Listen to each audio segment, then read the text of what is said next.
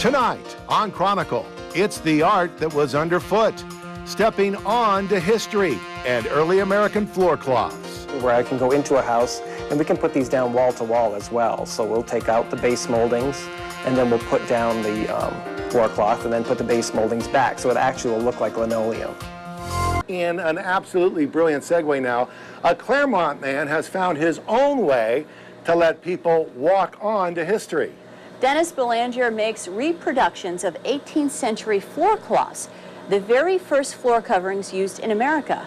Now his work has been featured in Early American Life magazine and Early American Home, and tonight Heather Hamill visits him at his home-based workshop and takes us back in time.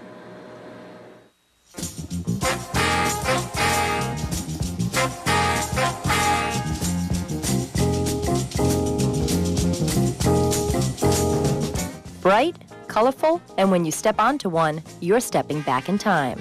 They used sails of their ships, remnants that they had, and they painted patterns on them. At that time, people they didn't have much money, so they couldn't afford the tiles from Europe. So they would then paint diamonds on the canvas to replicate that.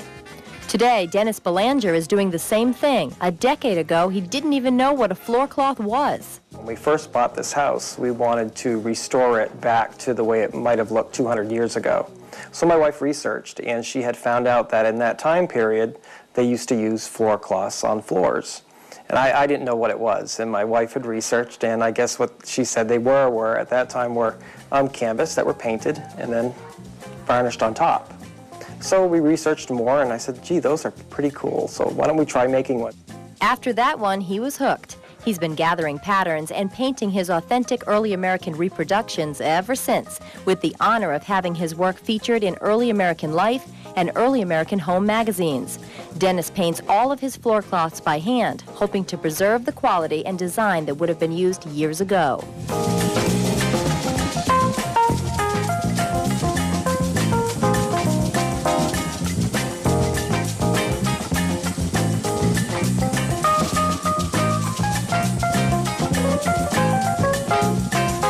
He finds many of those designs in early American portraits of children.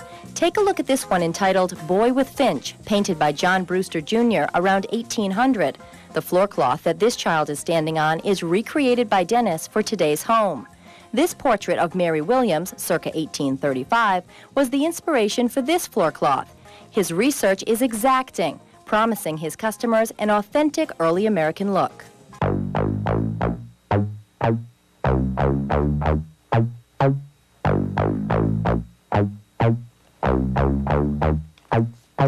It takes about 2 weeks.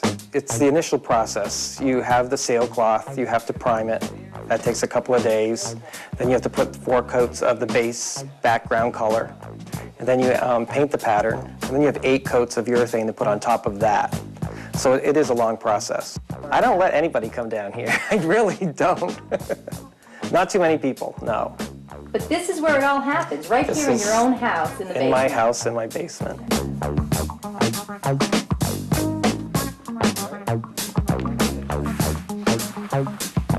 The nice thing about doing it at home is you can come down as long as you want and as often as you want to.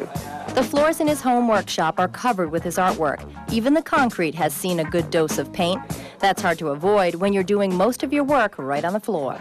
So this is going to be an 8 by 10, and I just wanted to make sure that it's a little bit bigger on length and width because it's going to shrink probably about 10 inches all the way around.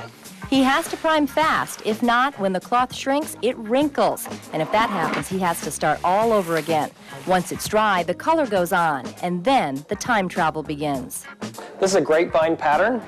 This probably would have been found in living rooms in the Massachusetts area, and it was from the late 1700s. Well, my favorite part of it is painting it, but then it's putting the urethane, because it actually, when you paint it, it has a flat look. But it's really nice when you're putting the urethane on, all of a sudden the whole pattern comes alive. Dennis rarely demonstrates how he works in public, but he displays the finished product at shows all year long. So what we do is we do these elaborate booths, which are usually like 10 by 15 or 10 by 20. And what I do is we do like the crown moldings and pillars and everything to make it look like a dining room.